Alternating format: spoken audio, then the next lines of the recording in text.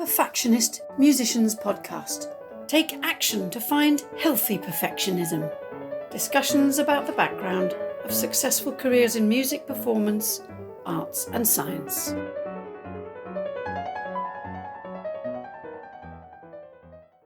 Probably I don't have to introduce today's guest to you, dear listeners. Earlier this year, I was fortunate to have a really interesting conversation with Christopher Bruerton, first baritone of the King Singers, who joined the group in January 2012.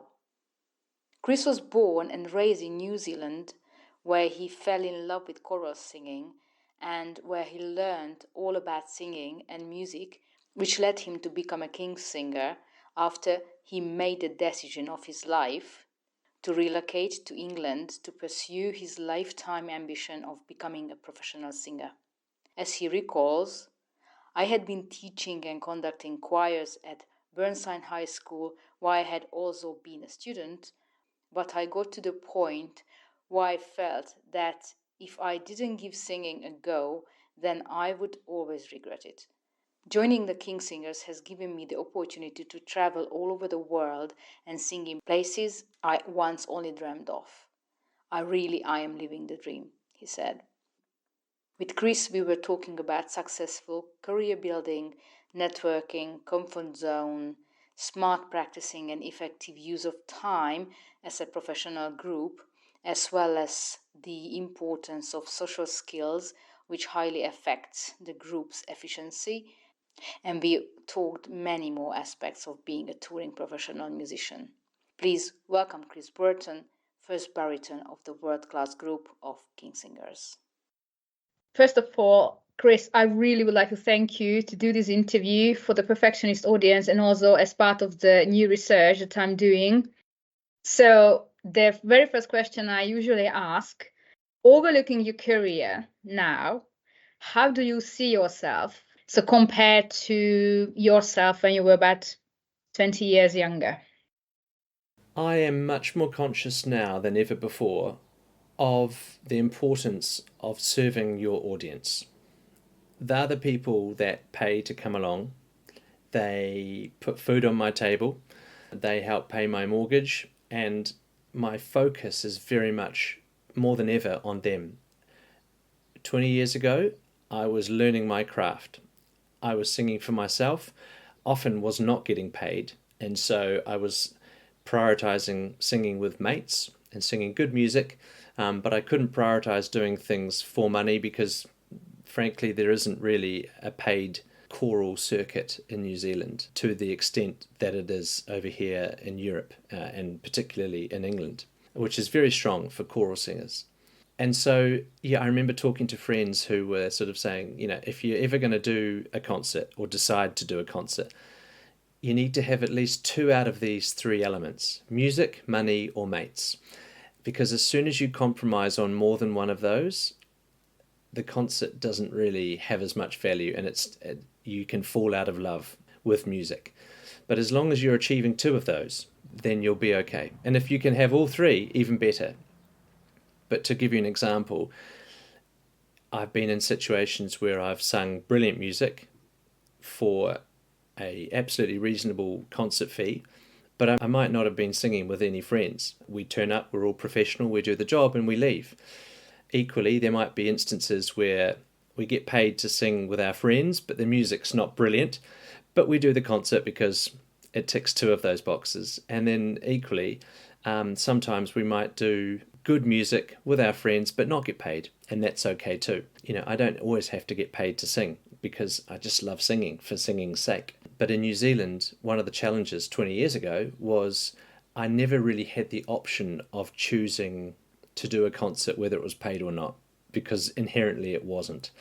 And so I was always compromising on that side of things. And I remember thinking to myself, as a teacher, I was a high school music and French teacher, and I remember thinking to myself, if I don't try now, if I don't go now, I'll always wonder what if. And so that's when I bought that one-way ticket to England to try and be a professional singer, because I wanted to know what that felt like, to be full-time doing what you love, but getting paid for it. And I knew that I wanted to travel and scratch that itch. But beyond that, I didn't know what kind of singer I wanted to be. So I think 20 years ago I was pretty fresh. My voice was very fresh as well, you know. I was still singing as a boy soprano until I was 15, 16. So when I was 19, I was a very, very young, immature baritone voice. And so I was just up for anything, and I just wanted to sing with my mates, and that was great. But now I realize you've got an audience, and they demand things from you, whether or not you want them to or not. I'm part of a legacy brand. You know, the King Singers has been going now, it's in its 56th year. And so there's an expectation that comes with that. I don't think I had many expectations for what the audience thought when I was 19. I was just, you know, easy come, easy go. But now I really recognize that when you part with money, there's an expectation of value, and people really value the King Singers, which is wonderful. And they're prepared to travel and come to concerts all over the world, and that's pretty special. And so now I recognize that I really have to make sure I'm serving my audience. You know, how are they feeling? And when we're designing programs and whatnot, we're always thinking, what do we want the audience to feel at this point in the concert, or between these two pieces, or taking them on an emotional journey? And, you know, how do we want them to leave the concert? Well, obviously we want them to feel like they've had a brilliant time, but we want them to have been challenged. We want them to have been entertained, to have had a laugh, maybe had a cry, who knows? You know, I think we are conscious of the audience's emotional journey in the way in which we perform, and we react to their energy. So I think that's probably the biggest change for me, is just how much I recognize the audience is number one. And it's very easy for performers to be on stage and to be a bit more inward looking and thinking, oh, am I playing in tune? Am I making the right sound? Am I in time with my colleagues? You know, it's very easy to be inward looking, but I think we must always be outward looking. It's, you know, the audience hasn't paid to watch a glorified rehearsal because they've had a busy week and they want to be entertained on a Saturday night. So show me what you've got. So yeah, I think that's been a really interesting journey for me over these last 20 years. I had the temptation to interrupt, but I didn't want to. But all my impression about this was that the focus from yourself turned outwards, and the focus is now on the audience. But the question is now that we know that focusing outwards helps. How can someone get to this level? So that's a long journey, and I'm very much interested in this journey. And I know your story that when you were a little boy, like 10 years old, you were such a perfectionist that even a tiny mistake ruined your whole performance psychologically within yourself. I believe that it can be a great help because, you know, they see you as like one of the biggest, and open up as not like born perfect and I'm here, but I had my journey, and I'm very much interested in that. Absolutely. Well, you've sort of summed things up for me. I mean, I do look back, and fortunately I'm not scarred from those events, but I do remember being really self-critical. And I guess when you want to be better, I think there's a healthy relationship with analysing your performance and identifying areas that could be improved. I think that's natural and that's healthy, and we should all be doing that. And I can tell you from, you know, to this day, I'm constantly thinking, how could I improve? How could we as an ensemble improve? And we recognize that there are perhaps two different types of feedback that one can give. One is developmental and one is motivational. And we need both. We need to know that the things that we're doing well are being, you know, recognized, both in each other and in ourselves, but, you know, from an external point of view too. You know, if the audience responds really positively, no matter how we think we have gone individually on a certain phrase or a piece, or it could be one chord that we weren't happy with, who knows? But if the audience is recognizing and valuing what we've just done, we can't just ignore that. Because if we do, we lose context. And I think for me, the most important thing I've learned on my journey is acknowledge when people really value what you're doing, and make sure that sits very much at the front alongside your own description of your own performance or your own feelings about how you performed. And make sure when you're analysing how you went that you are doing so in conjunction with how it was received. If everyone was booing, okay, maybe that's some feedback to consider, and that would be pretty horrible and traumatic, I'm sure. But if they're standing up at the end of the concert, people don't just stand up because they need to leave the auditorium really quickly or they need to go to the toilet all together at the same time. They stand up because they're really appreciative. I don't think it's because they need to stretch their legs. And so, you can't just ignore a standing ovation because you weren't happy with something. Otherwise, you're going to lose all joy in performance because you're going to be so self-absorbed. You're going to forget why you're there in the first place. We all got into music because we loved making music. And if we lose sight of that, sadly, it will become something that we fall out of love with. So I think having that context of being motivated to do better and to know that we're doing really well, as well as being given feedback that can be like, look, I really like the way you sang that phrase. I think if you approached it in this way, it could bloom even more, or something like that. It's recognizing ways in which feedback works for you, but also we know that when we come off stage, for example, like the very first thing that happens when we come off stage, we're not giving each other feedback that's developmental. Oh yeah, maybe next time could you do that? Because no one's got time when they've just walked off stage and they're feeling high and euphoric from the performance to start thinking, oh yeah, that's right, I must. If you've got things like that are coming into your head because that's just how you're hot-wired, write them down. And if they're really important, you'll remember them. And so we try and save all our developmental feedback to one another for the next rehearsal, when we can actually do something about it and put it into practice and go, hey, I noticed in the last performance we did this and it was cool. How would you feel about trying this? And then we try it in rehearsal and say, okay, let's give that a go tonight. And so save the developmental feedback for yourself, for your colleagues, for when you can actually do something about it. And really embrace motivational feedback, which makes people feel good. And it has to be specific. It could be something like, well done. But it's really powerful when it's, do you know what? The way you sang that top note was just so beautiful. If you can give people really specific motivational feedback, I think it can be really, really beneficial.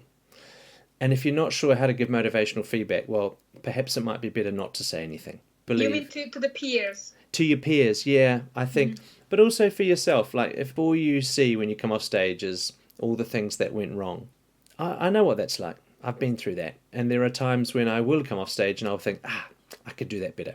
And that's okay. But it's also contextualized with so much went well and the audience appreciated it. And I think because we face up to the audience, like we go out to sign after every concert, and I think the benefit of that is that you immediately have context. So if you're in your own head, you have to face someone who says, I really enjoyed that, thank you so much. I've wanted to hear the group for 20 years and I've got all your recordings, and to hear you live is just so special. You have to face that and you have to accept it and say thank you so much. And that is helpful, not just to stroke our own ego, but also to contextualize everything that we're going on, that's going on in our own head, which sometimes might be a bit more negative. And we understand that. I can tell all your listeners there are concerts where I know I haven't given the best version of myself for whatever reason, but I know that I'm part of a team, and within that team it was cool and it was okay, and together we made the right sort of sound. But I know that individually I've got a better version of that myself. So I work hard to make sure I can do that for the next time. And as long as there's always another performance, there's always another opportunity to try something. If you only do one performance a year, well, you might put a bit of pressure on yourself because you want to get it right and you've only got one chance. I guess the benefit for me is I've got about 100 chances a year to give a good performance. And conversely, I have to be really good all the time. I don't have months and months to just prepare myself for one performance. So I guess each situation has its own challenges and pros and cons. But perhaps I thought once upon a time it's easier to achieve excellence once than to maintain it. Because when you have to maintain it, there are more chances for it to not be quite as good as the previous time. So I know that the biggest challenge in my career is consistency. How do I deliver a world-class performance every single night? I know that every day we have different weather, we have different travel complications, we have different beds, different pillows, different hotel rooms, so there is so much inconsistency. Different time zones, jet lag, air conditioning, all of this, and so different nutrition. I can't eat the same thing and have the same experience or preparation for every single performance. So I have to do the best I can with whatever the situation is that I am facing. So I have to give myself a bit of a freedom that do the best you can. Prepare yourself, have fun, go and make sure these people walk away from the concert hall having had a brilliant time. And if I'm struggling, make sure I don't show it. Because there's nothing worse than looking at a performer who's grimacing or giving a puzzled expression or looking at a colleague in a weird way. Don't draw attention to it. The show must go on. Perhaps experience helps with that, but you have to still love it. You've got to give yourself a reason to go out there, so you're not just on autopilot, just going through the motions. Oh, here we go again. It's the 50th time I've sung this piece, or, that you have to find something every night, like to sort of sparkle on. Take a risk. Say to yourself, I know, I'll try something different with this phrase. I've been doing it like that for a long time. Let's try something else. And if it works, great. If it doesn't, okay, at least I tried it, Because I think for those of us in live music, there has to be a reason that people aren't just putting on a record and hearing the same performance again and again and again.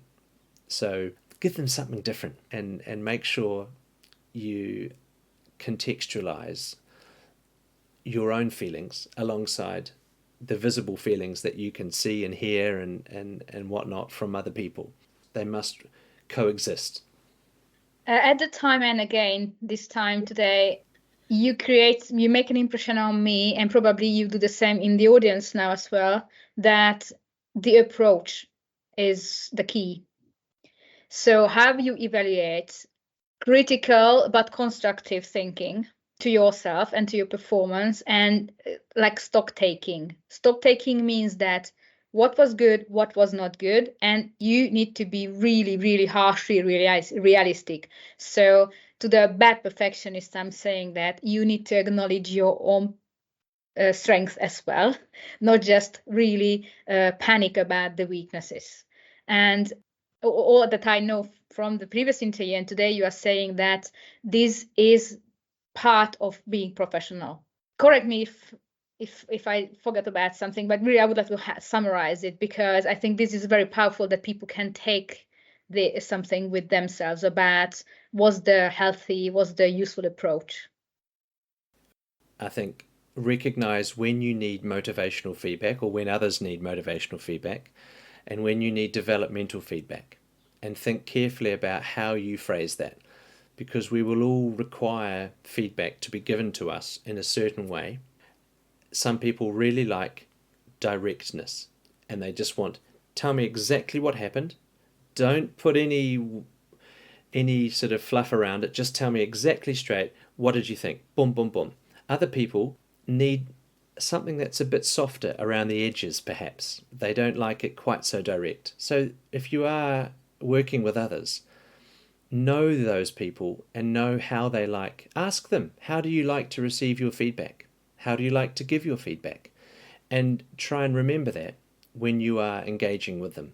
And recognize when a really appropriate time is for developmental and or motivational feedback. Is it similar when we're asking for feedback? So we need to be clear with our intention that, okay, do I need a bit of more motivation or do I want to develop? So I think all of those things are really positive. When we had a bit of professional development with a management consultant who works with us, he's worked with us for the last 5 years, we had a session on feedback. And so we all went around the room and we talked about how do we like our feedback and how do we like to give it. And it's interesting, some people would prefer to receive it in written form, so they have time, not face to face, but time to reflect on it. Other people would like it face to face. Other people would like to maybe give the feedback face to face, or other people would like to give it in a written form. Or if you're someone who likes to receive it face to face, but the person who's giving it likes to write it down, maybe the compromise is they write it down and then they read it out to you. So they get a chance to write it in a way that means that they've got all their words down as they want to, because sometimes in the moment when we're speaking to people, we don't all have the ability necessarily to say things in a way in which we might if we had more time to think about them, and we feel like we're a bit on the spot. And so if you're saying to someone, hey, could you give me some feedback on that phrase? Some people need time to think about that, and others are really good in the moment to just respond to you. So I think it's about just communicating to each other how you like to give and receive feedback, and working together. You won't always get it right, but if the intention is there, I think that goes a long way. Timing is everything, and that's definitely something you can ask about in advance. I know I've told my colleagues that I'm happy to receive developmental or motivational whenever, wherever, however. And whilst that there might be times when I'm maybe more susceptible to directness, or I would appreciate, in general, I can work through that. But I prefer, if someone's got something to say to me, I'd much rather them just say it to me. But I recognise that we don't all work like that. Sometimes after concerts I will take myself off and write down some things, because I know that people would like to hear those, but at a later time. And I don't want to forget them because my brain's got lots in it. So it's a compromise, isn't it? I think it's just about knowing yourself and knowing the people you work with. It's just so much next to doing music. What we are talking about for nearly half an hour now, it's not about learning and doing performance. This is part of your job, and I hope that listeners understand the importance of it, that focusing on learning to perform something is, say, that 50% or even less, and there's another huge percentage of your musicianship as a performer that it is linked to music performance, but that is not directly that. Absolutely. We know that for the majority of our performances, 90% plus of the notes and rhythms and sounds and language and styles of music, all of that, at least 90, if not more, is in the right place because we've all prepared. That final 10% where you are wanting to really add the fairy dust, that changes on a night-to-night basis. But we never ever get to 100%. There's never a time when everyone is perfect for the entire 2 hours. And if any of your listeners know or have done a performance that was perfect, I would really like to meet them, because I suspect if people knew how to give the perfect performance, that they'd be millionaires, because everyone would be flocking and saying, what's the secret? It doesn't mean that we can't strive for perfection, that we can't aim to be perfect and do the best we can. We should always aim for that. But I don't think it's realistic to think that over a 2-hour period, with so many variables that we've talked about already, that you can come off stage and go, that was perfect. Because I think if you ever did that, you might not ever need to perform again, and you might think, I want to leave with the only memory, being one of perfection. So I think there has to always be a reason for live music, and it's because we're always striving to get better and better. We're always trying to find something new, something interesting, and perhaps unattainable.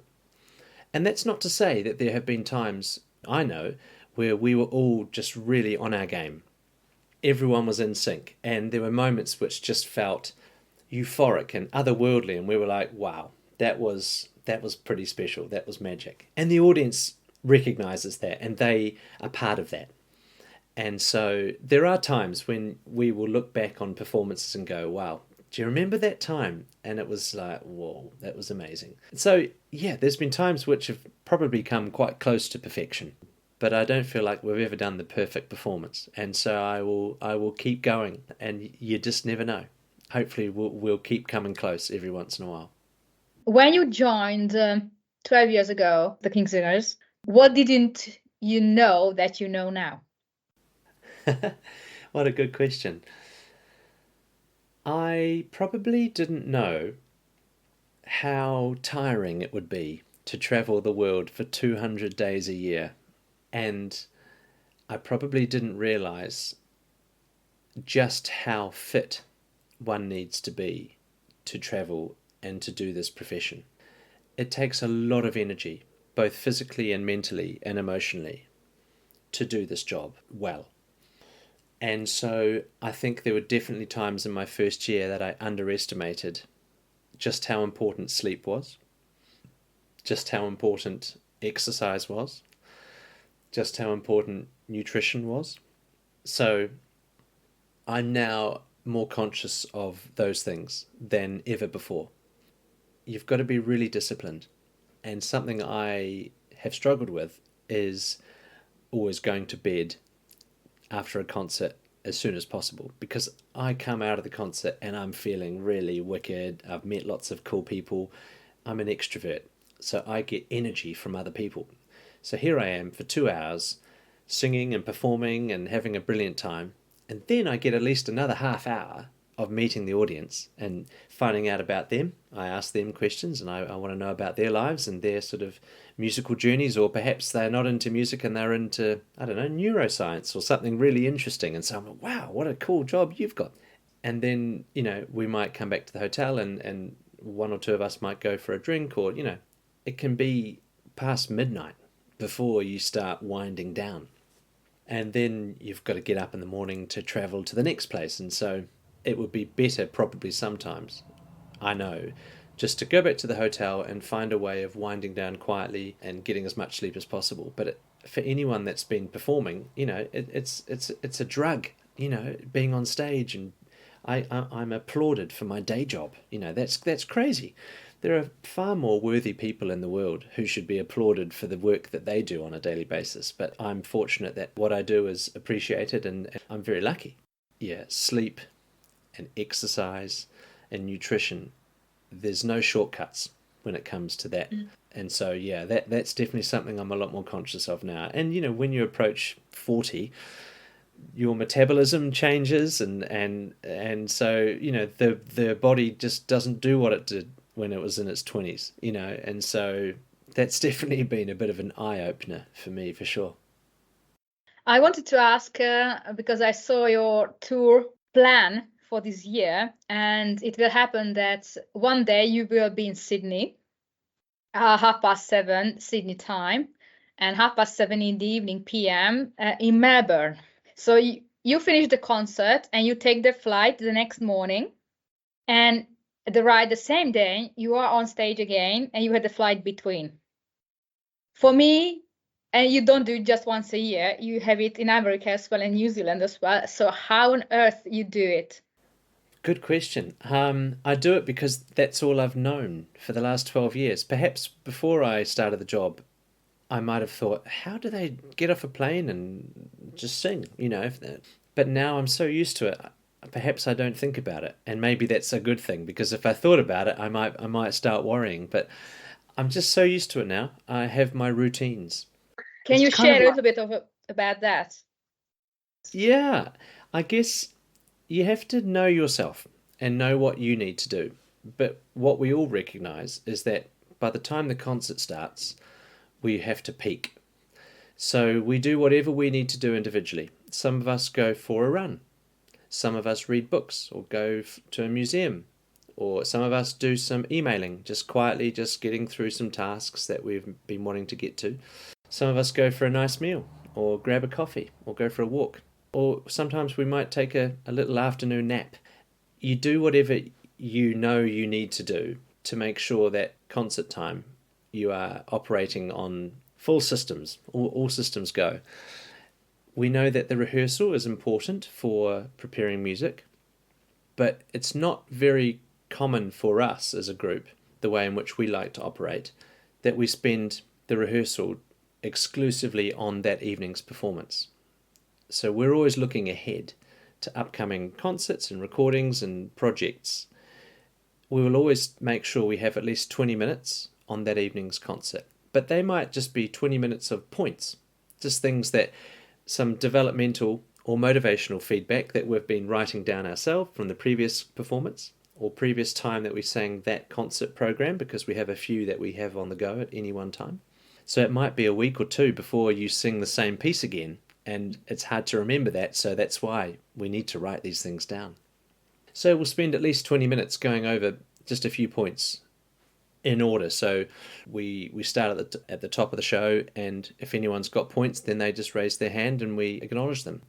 And that's a very efficient way for us to bring ourselves up to speed and be in the moment, and make sure that we're all just thinking of new ways in which we could improve, or tried some different sort of musical ideas even. You just do what you need to do, but we don't want to oversing. Neither do we want to hit the concert and not be in the best vocal shape. So a lot of it comes down to the individual and what they need, and that comes with experience. For me personally, I love coffee. I love food. Mm-hmm. I love culture. So when I'm in a place, I like to be in that place. I like to explore, and I like to know, why is Venice brilliant? Why is Paris brilliant? Well, because there's these cool little places here and here, and people give me suggestions, and I like to try them out. I also have lots of friends all around the world, so I love catching up with them. And that, is important for me. Depending on how I'm feeling, I use playing time to do some quiet reading, or to do some work when I know no emails are going to come in, so I can clear my inbox a bit. Or I might sleep. I might use the plane to sleep. We all get good at sleeping upright, whether that's in a car or a bus or a taxi or a plane. You grab moments of rest whenever you can, and little and often is often a good way to pace yourself. So that's kind of how I approach it. Cool. Just summarizing, just grabbing the key points. We talked a lot about the mental stuff, but now you are talking about the physical routine. And again, this kind of knowing yourself, this self-knowledge again, that knowing what you need and giving it to yourself. It's like it's not a luxury. It's part of your job that you need to get what your body, your mentality, and your body structure needs. Absolutely. And also, preparing for a concert is a real journey, and there's lots that goes into that. And one thing that we've found as a group is that we actually all benefit from not having a group meeting on the concert day, because it takes a lot of energy away from the core product, which is the performance. And yes, we are running a business, and we have lots of business decisions that need to be made every day, but meetings are really important, because 1 hour meeting is actually 6 hours of group time and group effort, because there's 6 of us. So when you start thinking of other people's time more than your own time, yes, it's only 1 hour for me, but collectively, what could we all achieve in 6 hours together? If we were all doing different tasks, we could actually achieve a lot. So if we're going to meet together, that has to be really worthwhile, and it has to be really important. And so if we can avoid doing that on a concert day, we preserve our energy so that we can all focus individually on getting ourselves in the right headspace for the concert. So that's been an interesting change over the last 5 years or so. When I first joined, it was quite common to have sort of meeting times on tour.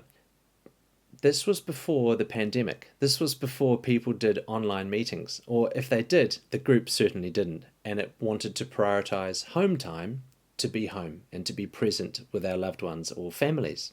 Since the pandemic, when we had to be online for meetings, what we've found is that actually we don't mind meeting online, even when we're at home, not singing on tour, because it preserves a better quality of touring life as well as home life. It's such a normal thing now, having a Zoom meeting or whatever, like or team, a team meeting, like everyone's used to it. And then we can get on with the rest of our day. And we know that that's 1 hour or 2 hours that we don't have to meet on a concert day. Because also, bear in mind, there's 6 of us. There's no leader, and sometimes we have to agree to disagree. And you don't necessarily want to have, hopefully not a heated argument, but a robust discussion, where you're talking about some really important things, which might be quite emotive. And if you're investing a lot of energy and emotional energy and mental energy on a concert day for something that won't necessarily benefit the evening's performance. Well, that doesn't seem like a preferable sort of outcome. So I think that's been interesting as well, that as a group we've recognised what's healthier for the business. I cannot not ask you, but what were the most interesting lessons you have learned in your career? Perhaps the one that we were just talking about. Sometimes it's not about being right or wrong, but it's about being together. As a group? Yeah, but also individually. And also, like if we're making a decision and we're not sure how to, this is a sort of musical decision perhaps, there may not be a right or wrong way around, but as long as we're doing the same thing, then it will sound cohesive and homogeneous. And a large part of our USP, our unique selling point, is the homogeneity of the sound. When people talk about the King Singer sound, they talk about precision and balance and blend and a warmth to the tone, and 6 people creating one instrument, leaving our vocal egos off stage. And that's been a hallmark of the group.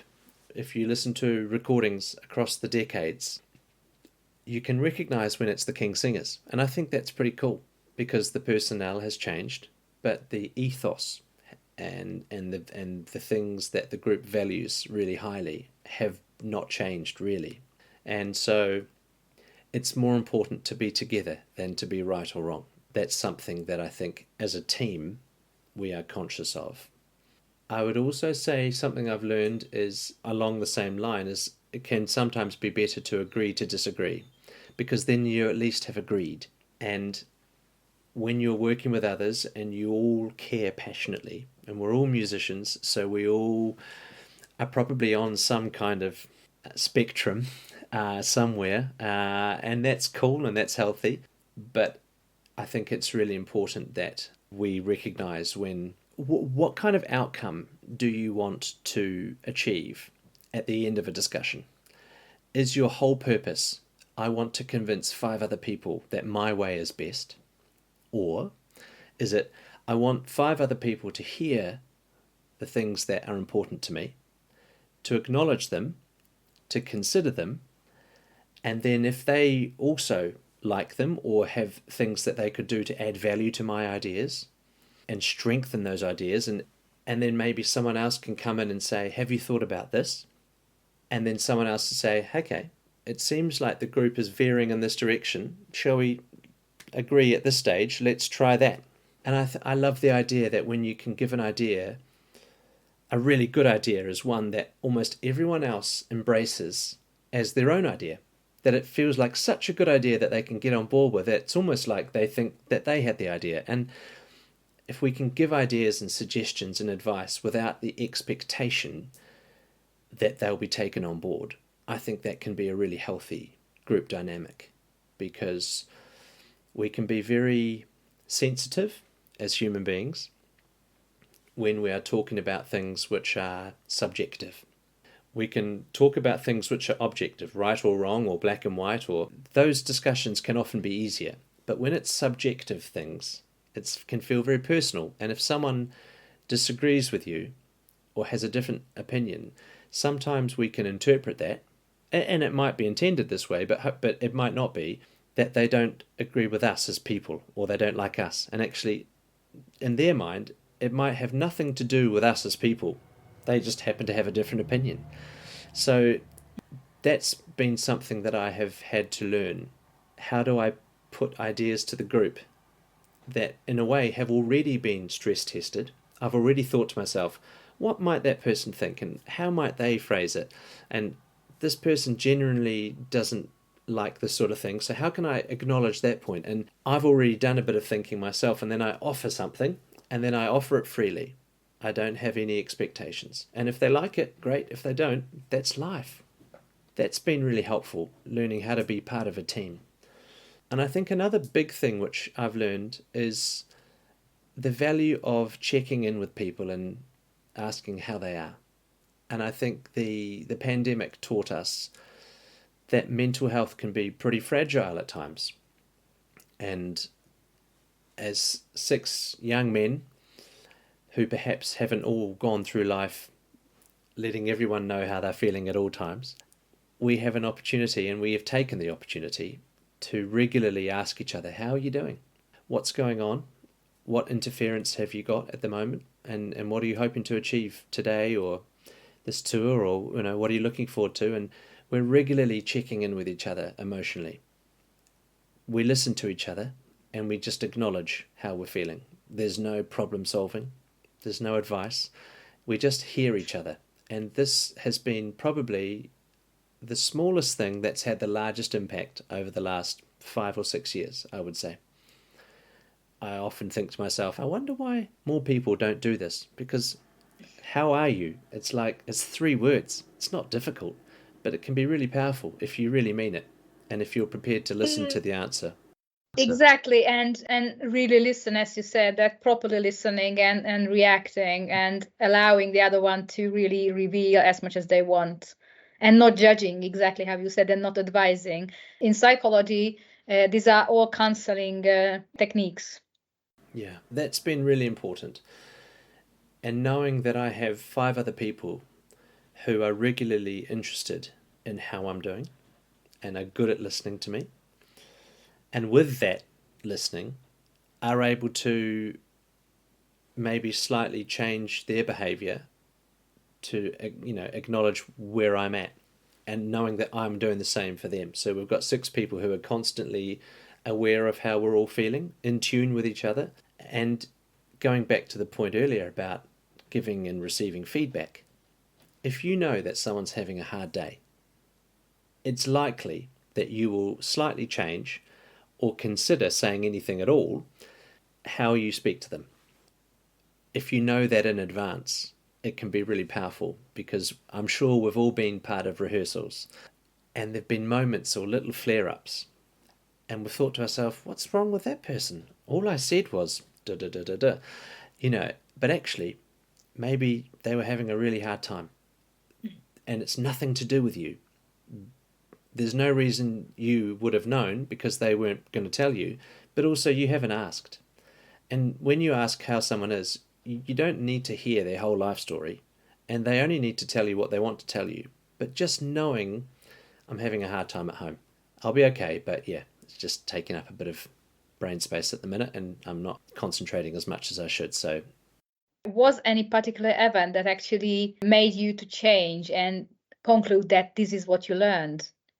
It was the very first session we had with this management consultant called Mike Carson, and he's a long-term friend of the group. And we spoke to him about, because we know that he works with hyper-functioning teams all around the world. He goes into these big businesses, big corporations, and works top-down. So he helps the people at the top of the tree change the culture, and it trickles down throughout the whole business. And as you can imagine, when you have people at the top of the tree who are all believing in something that's more emotionally understanding and collaborative and all of those things, you want to work for those people because they get the best out of you, because they care about you. And so productivity goes up, all of those sorts of things.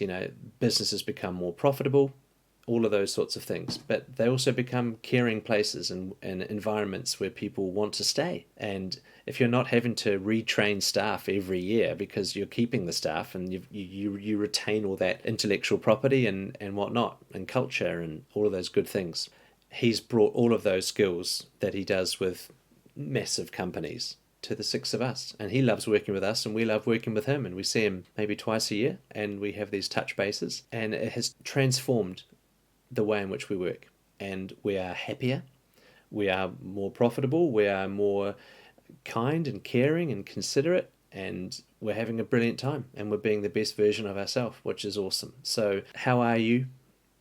What interference have you got? What are you hoping to achieve today?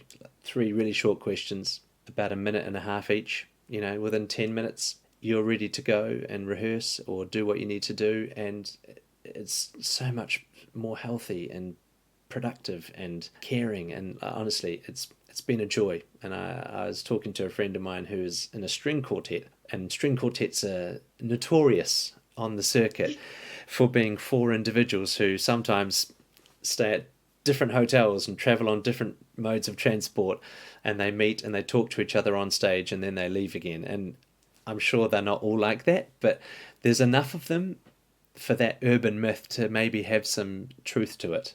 I remember talking to her about this, and she said that she's been trying to work hard on these things so that the quartet is better at communicating. And I think if you're on stage with people that you genuinely care for and know that they care for you, surely the performance is going to improve and be better, right? Again, to grab the real meaning from it, again, it's the focus is not just on music and music performance. Again, you said something which is much beyond.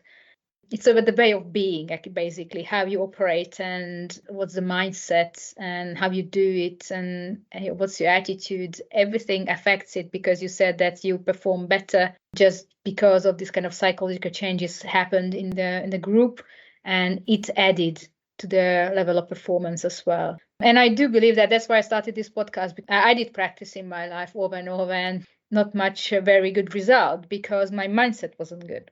And things happened to me and changed, and I realized that, it's worth having a much broader approach. But actually mentioning practicing, I'm sure that you can add something about effective practice, because I'm sure you do that. You cannot afford wasting time on practice. So how do you practice effectively? I think practicing in terms of just spending time is one way of doing it, but I think practicing smartly is a different thing. I think for me, being goal-focused is important. Why am I practicing today? What am I trying to achieve? And how will I know that I've achieved it? If the goal is, I need to learn these notes, okay, and I limit the time that I'm spending on it, and I say, in the next half hour, let's see if I can achieve this. If I need longer, then that's fine, and I'll learn from that. But if I don't need that much time, well, that's fine too. But let's give ourselves half an hour and let's see what we can achieve. And if it's a particularly complicated piece of, say, ligeti or something, it might require me to have a piano or a keyboard, or it might require me to have a metronome or something as a frame of reference. It might be so complicated that I need to just really slow the whole thing down and break it down and really analyze what I need to do bar by bar. If it's a piece of William Byrd, a piece of English Renaissance music, it's not going to be complicated rhythmically, probably, or harmonically. It'll probably stay in one key for the majority of the piece, and it will all be diatonic, and so all the notes will be what I think they should be, and it's just a case, is that a fourth or a fifth? And I'd say most Renaissance music, if you can sing fourths and fifths, you can get past almost all of the repertoire, because there's a lot of stepwise movement as well. I guess it depends on, for a group like us, we have such a broad range of music that each style requires a different approach. When I'm singing early music, I tend to take out the colour in the voice sometimes and sing with a more straight tone, unless the text requires me to bring something different. But a big part of early music, particularly with polyphony, is when am I important and when am I not important? And that doesn't always require singing. I don't have to vocalize that. I can look at the score and I can tell I'm the first person to sing this text, and then I hand over and someone else takes it. So then I'm going to be subsidiary to them, and I will come back into the midground or background maybe, and they can be in the foreground. It's like looking at a painting. It's different perspective. And so there can be a lot of desk work, if you like, which is just analysing the score. That can do a lot of the work for me. If I'm trying to conserve energy for the concert, this is really useful practice work, because it's focusing on a more technical side of singing without having to sing. And it's the analysis of, where do I fit into this piece at all times? Who am I listening for? Who am I going to get my lead from? Is someone else singing the same note as me in this chord? Am I the fifth? Am I the octave? Am I a colourful minor or major third, or something else? So there's a lot of analysis that can happen without singing. So that for me is practicing smart, because I'm saving my energy, and it's more a mental examination of the score. And then by the time I come to sing it, and I've marked up my score, I know who I'm listening to, and all of that, then all of a sudden I feel like I can rehearse smarter as well. Because when we're travelling so much, we don't want to spend all the time we have at home having to learn lots of music. Sometimes it's necessary. When it came to the 6 nonsense madrigals by George Ligeti that he wrote for us and which we recorded last year, that took hours and hours and hours. Like, that was some of the hardest music that exists for choral singers. It is wildly difficult, and so that needed real time. And I remember rehearsing that with the guys, and we spent so much time, but we wanted to, and we're really proud of the end product. And I hope Mr. Ligeti, watching from wherever he is, would be proud of us, because we tried to give as honest a version of that as we could, and that required time. So I think you've got to decide. I think you've got to be really critical of, like, what does the piece require, and how much time have I got, and therefore, people use this analogy of 80-20, which is to get to 80% of the Pareto rule. I don't know how it's called in English. Yeah, and to get to 80% of the goal might take, say, 20% of the work, but to get the final 20% takes like 80% more work, And so you've got to decide, once you are achieving that 80%, if that's your minimum, say, of what you want to achieve, how much time is it worth putting in to make those marginal gains, those extra 1%ers? And if they're worth it, and for people like us, we think that the performance demands that from us. So we're happy to put in the time to make those 1% gains, to get as close to 100 as we can. But we know the closer we get to 100, the more time we'd have to spend. And so there has to be a real reason for us to invest that time. Because as we were talking about earlier, when 6 of us are all putting our brain space to something, that's 6 times the time. So, it's not just an hour, it's 6 hours of group effort and concentration. So could that be put to better use? If it could, fine. If it's justifiable, great. Because for us, the musical product is the most important thing. The audience doesn't care that I've answered all the emails that have come in today. They care about the piece of music that I'm singing to them. So even though all those emails are really important, reminding yourself of what the core product is that you're trying to focus on, I think can be really helpful, guiding you. And remember, it is okay to strive for more than 80%, but recognize that it will take a lot of time, increasingly so, exponentially so. Give yourself the time. And if you're working by yourself, if you don't have collaborators, if you're a solo instrumentalist, it's a different game. It's a different game because it's all on you. And maybe something that could be helpful is to record your practice. I'm sure your listeners probably do this. But sometimes you don't realize what you sound like or what you look like. We do a lot of video analysis as well. We listen back to recordings and we watch ourselves. And we are both critical from a developmental and motivational feedback point of view about what we like and what we think we could change, because we don't often stand where the audience stands or sits. So sometimes we're not always the best judges of what works or what looks or sounds good, because our experience is an internal one. So sometimes it is useful to find someone that you trust and say, hey, what do you think? And just get them to come and observe. And so that's really helpful. And when we're doing our rehearsing on a concert day, no matter what we're singing, one of us or more of us will go out into the auditorium or the concert venue space and listen. And that always happens every single time, because we have to know what do we feel on stage and is that transmitting to what is coming out there. So often one of us will go out and they'll say, how did that feel? The question will come back to us. Oh yeah, no, that felt all good. And say, what I'm hearing is this. And so it's important to have that dialogue. And then if we're not sure, it's like, well, could someone else go and listen and see if you hear what I hear, just to reassure me. And then they'll come back and say, actually, yeah, you're absolutely right. Gosh, that's crazy. Once you go past aisle 10, the sound gets a bit more muffled or something. So we need to be have a bit more clarity in the diction. And so that's how you can practice smart, because we can't spend 2 hours singing the entire concert before the concert.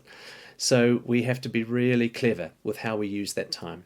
Having the external person, even if they're one of us, that's a really useful way of getting instant feedback. So I think, practicing smart comes in many different forms, both individually and collectively.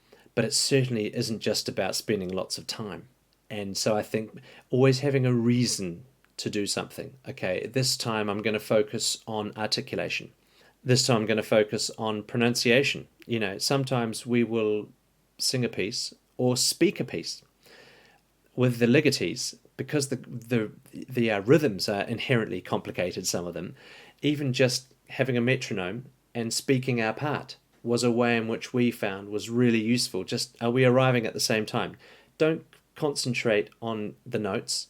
Let's just concentrate on rhythms and let's see where we are. And so that was a good way for us to work smart. And so we'll do all sorts of things. Sometimes with I use those legatees because they're such a good reference for us as a piece that we had to spend so many hours practicing, and different types of practicing. We'd do trios. So the top trio, Pat, Eddie and Jules, would sing, and Johnny, Nick and I would listen, we'd choose one of those guys and we'd just listen to them. So each of the singers had one person listening just to their part. And that was a really good thing to focus on, because the scores are so complicated. Sometimes if you listen to the whole thing, you're like, well, I think that sounded right.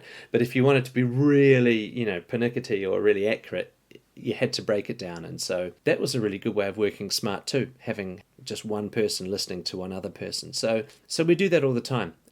That variety is good for making sure that we're all happy with our own performance, but how we fit in with the others. So yeah, and we all have singing lessons.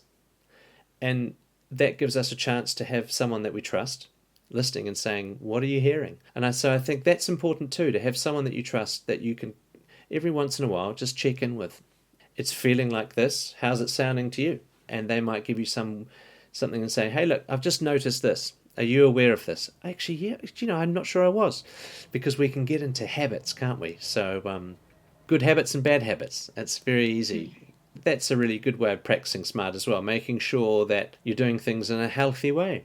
And so, yeah, it's a really good question, and I'm sure there's more I could say about it, but always having a reason, I think, is important so there's a real focus to whatever you are doing.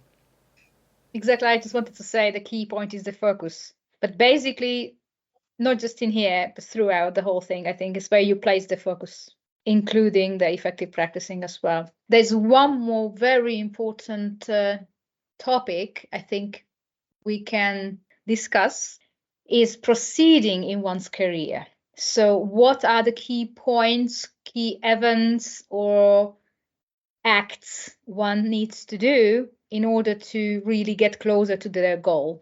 Let's say your example, very far away from the UK. I know you had a very conscious parents in a good way that invested a lot emotionally, motivationally, money-wise as well into your education. If I published the interview I was talking about, there's the hilarious stories that you shared with me. I really like the recording when you did the CD and you didn't want to study piano, and they said to you that you need to do the piano and you need to pay because if you don't practice means that you waste your money because you earn your money, and you realize actually that this is your own project and you care for yourself basically. So and you mentioned key people, key persons throughout your career. So I got an impression that there is a kind of, not a recipe, but something which should not be neglected in order to proceed in one's career.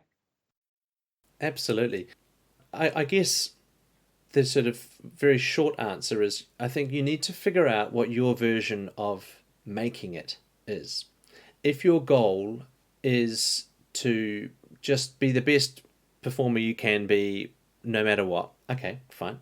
If your goal is, I want to be a soloist, great, okay. I want to be a soloist with a choir. I want to be a soloist with an orchestra or an ensemble.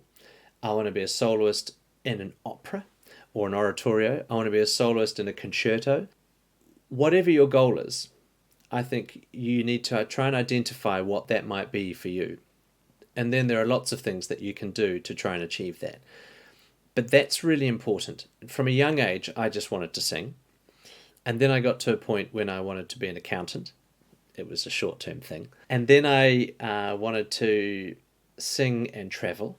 And then I came to England and I was like, I don't know what kind of singer I want to be, whether it's lieder or chanson or art song or oratorio or opera or jazz or what have you, choir singing or, consort singing. And I thought, well, I'll just stay here in England, live here for a few years with my British passport, which I was fortunate to have thanks to my mother, and then I can study, I can audition and hopefully get into a conservatory or whatnot. And maybe when I come out the other end, I'll have a better idea of what it is that I could do.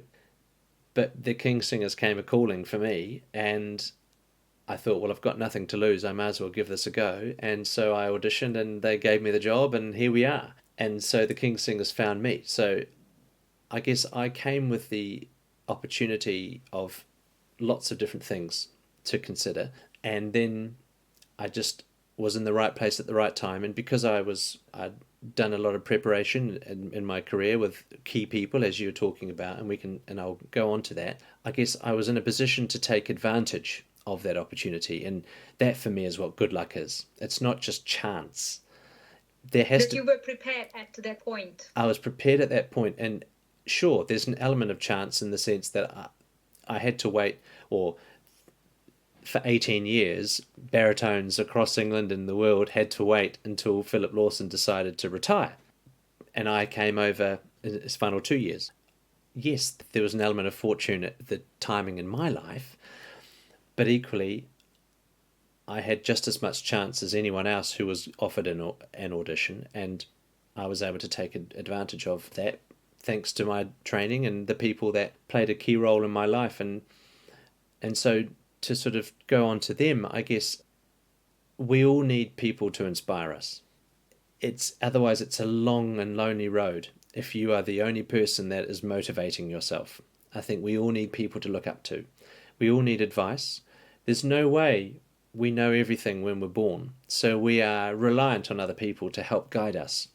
And maybe initially that's our parents, and I had caring parents, and I had parents that were willing to support me. They were a bit older perhaps.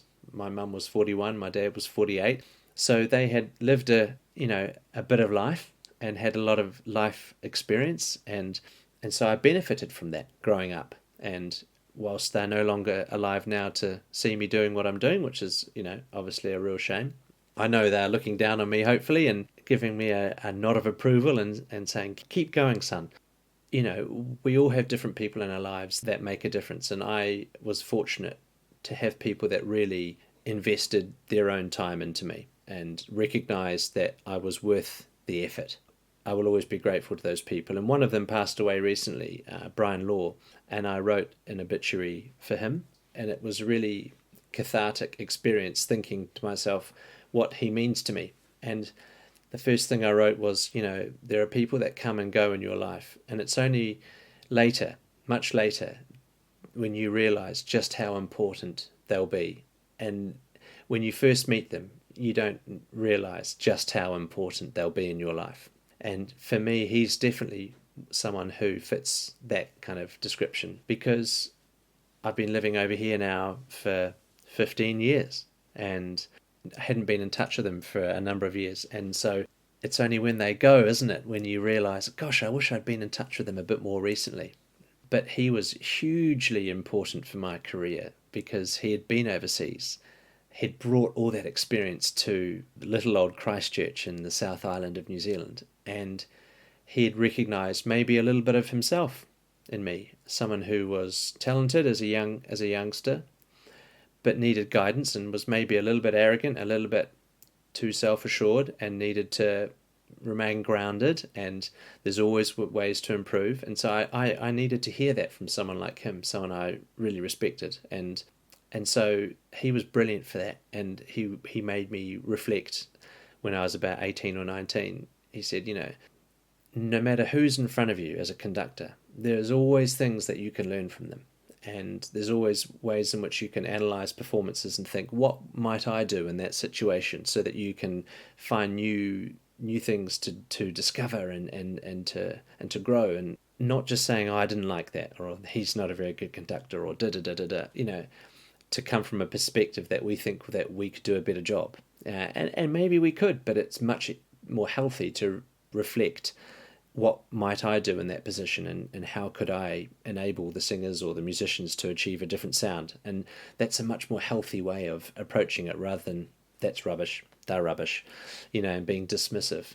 I think that was really important to hear early on as a late teenager.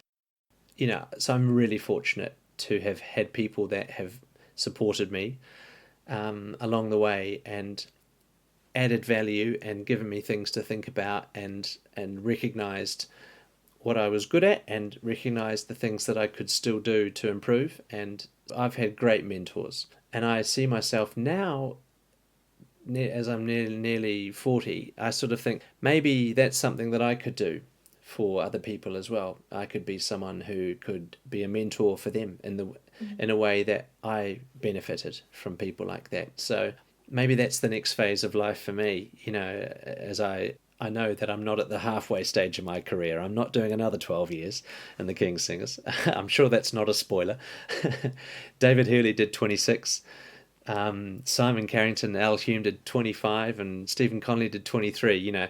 I have no desire to do 20 odd years in the King's Singers. Someone else can come in and sing. But I know that after the King's Singers, going back into education is going to be really important for me, because I loved teaching, and I left teaching for the right reasons.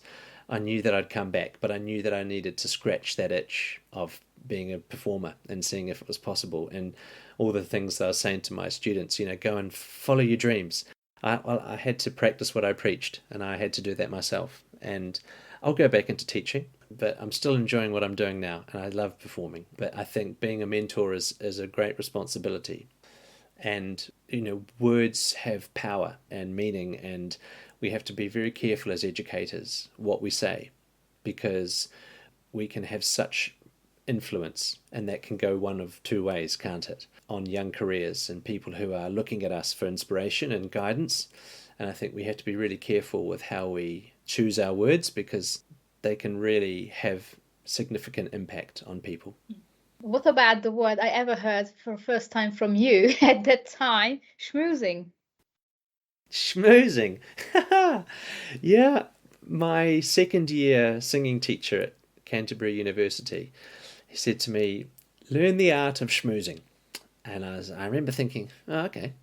I now understand what he means, because singers across the centuries have always needed patronage. In business speak, it's often called networking. It's collaborating. It's all of those things. And we aren't sole creatures. We don't operate in isolation. We operate in communities.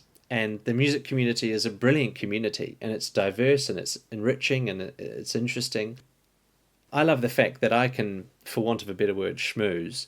I can talk to people of any walk of life and just enjoy talking to them. Is it about basically having social skills, or develop social skills, or anything else that actually you need to be able to schmooze well? Well, I think the first thing is you have to be genuine. You have to be yourself.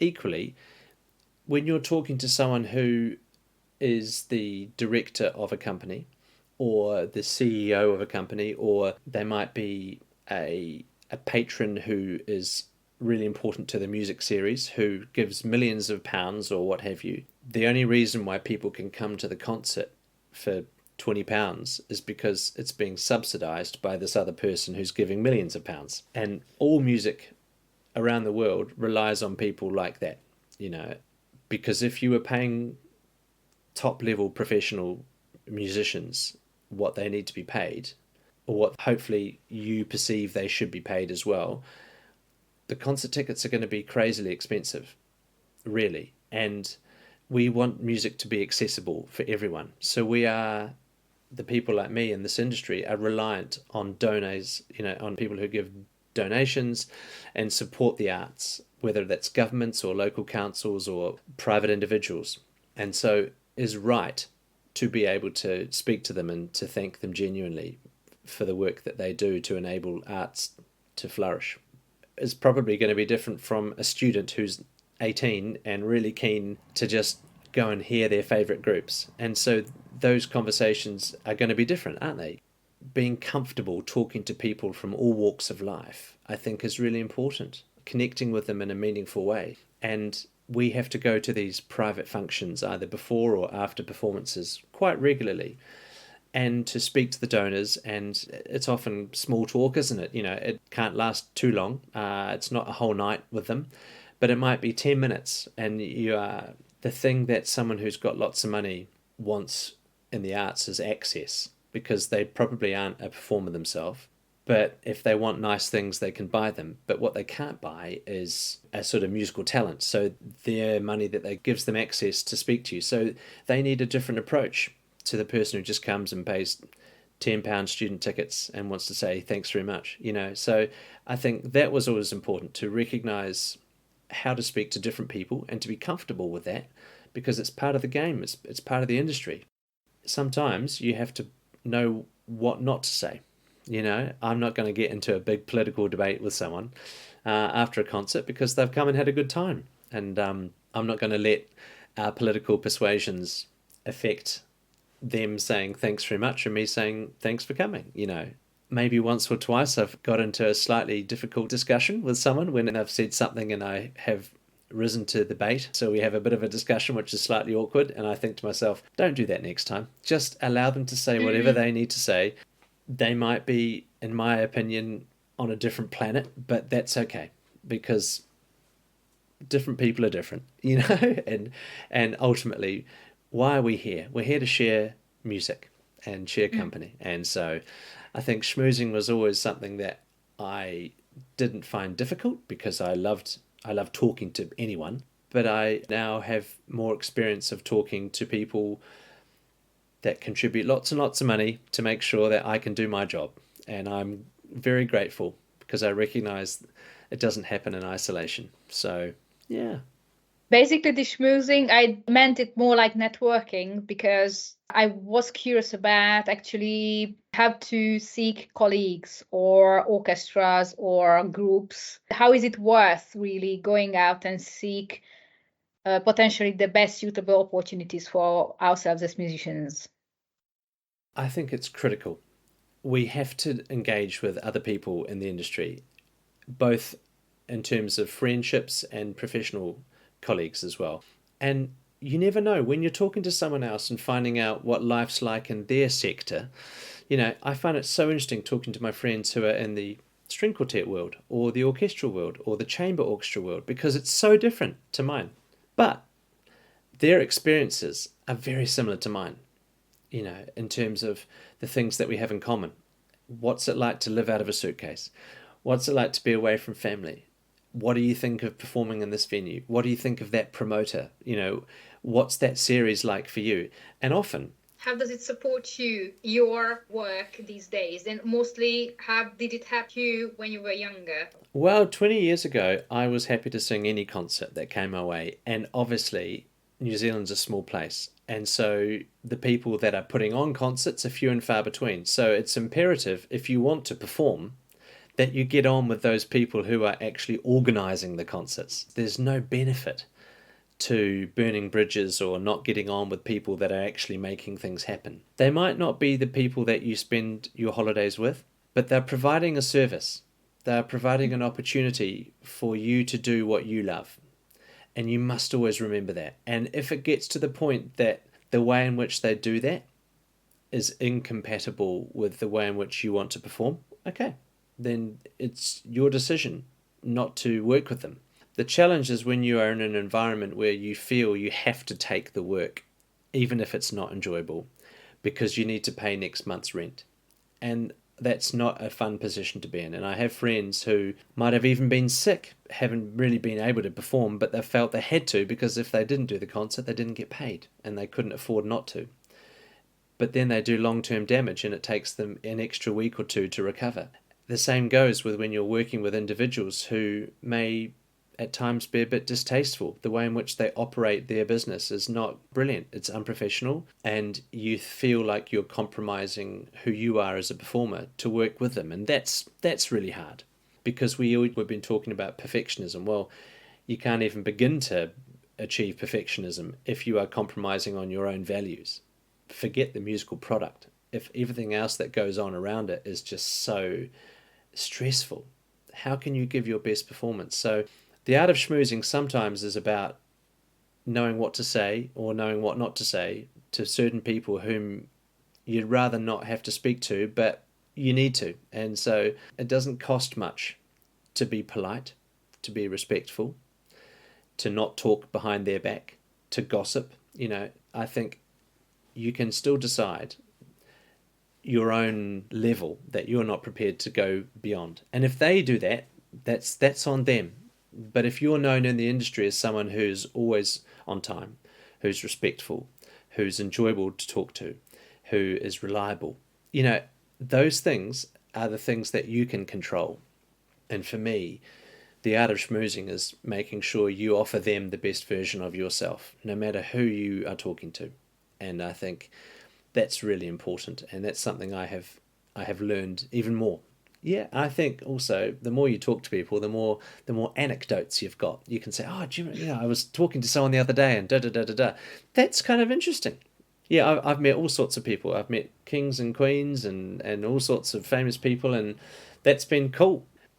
I think having contacts in the industry, in all parts of the industry, recording, producing, performing, servicing, all of those things is really important, because you just never know who might know someone, and you want to sing somewhere.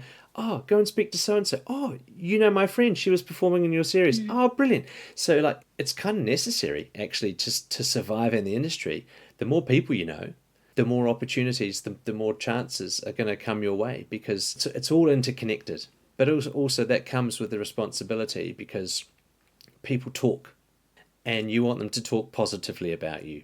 And you can do 10 brilliant performances, but the one that goes really badly and you fall out with a presenter or something, that's going to be the one that comes back to haunt you. So, just always think, this person might know someone else and they might speak. So only say what you're prepared to say, but be true to yourself and recognize that you have value, and people will see that if you see it in yourself. Would be the last word, but I still would like to have a very final answer from you for the question, which I also ask everyone. What do you advise the younger generation of upcoming musicians? I think if I was a young musician now, I would want people to recognize that I was passionate, to recognize that I loved music for music's sake. I would want people to recognize that there are lots of ways of performing music. There's not just one way. There's not one size fits all. And I would want them to be open to the idea that the way in which I might interpret something has value. Equally, I would encourage all young singers to be open-minded themselves, that you will meet people that have different opinions from yourself. They will challenge you. They may dislike you. It's actually okay to like different things from someone else. And the best thing that you can do is like yourself and be happy with who you are. And you have to accept that not everyone is going to like you or appreciate what you believe in. But there are people that will like you and will appreciate, and you can be a really wonderful person in their life, because they will get great joy from watching you do what you do. And so I think it's just about find the people that are able to give you really creative and concise and useful developmental and motivational feedback that help you grow, that help you see different possibilities. Try different things. Try out things. Be open to new ideas and figure out what ones feel right to you. And know that over the course of your career, the things that felt right to you at the beginning may or may not feel right later on. And I know my personal musical tastes, much like my culinary tastes or my coffee tastes or any of those tastes, or movie tastes or taste in clothes, all of those things develop. I'm definitely not, I don't dress like a 16-year-old Chris Bruerton now. I dress like a 39-year-old Chris Bruerton, and that's cool. And so we will change in our own time and be open to that, but you have to accept yourself first before other people can accept you. There's no shortcut for putting in hard work, for practicing smart. But at some point, you have to accept where you're at and then go and show people what you're about. And people, if they see you having a brilliant time, it's infectious. You know, it's really infectious, and they'll have a good time too. So be true to yourself and surround yourself with people that are kind and motivating and positively challenging. Find other people that like things that you like and share those things. And then, you know, maybe find some people that do something a bit different so you can share some different things. And remember that comfort zones grow when you're willing to put yourself outside them. And then they get bigger and bigger and bigger. And all of a sudden, things that once upon a time you might consider, oh no, I wouldn't do that, it just becomes another option for you to consider. I truly believe in everything that you said, answering the last question. This is why I established PerfActionist, and thank you very much to share this idea. And we are many of us sharing this idea, fortunately, and let's spread it even more, because self-love and self-appreciation and self-acceptance, the first step towards widening our comfort zone and getting great challenges and great experiences. So thank you so much, Chris. You're so welcome. Köszönöm. I hope that this episode helped you to generate new ideas about proceeding in your career and also gave you confidence and self-love to acknowledge yourself and your skills as a musician and as a human being too. I interviewed Chris for the first time for my PhD research years ago, and that interview focused more on his personal and musical development, of which I did mention some aspects in today's episode. If you are interested, I can assure you that the old interview is also going to be published, though in a written format. The details of the date and place of publication will be announced in due course. Thank you for being with us, and if you wish to leave a comment for Chris or ask a question from him, you can do it in the comment section. And until the next episode, remember, done is better than perfect.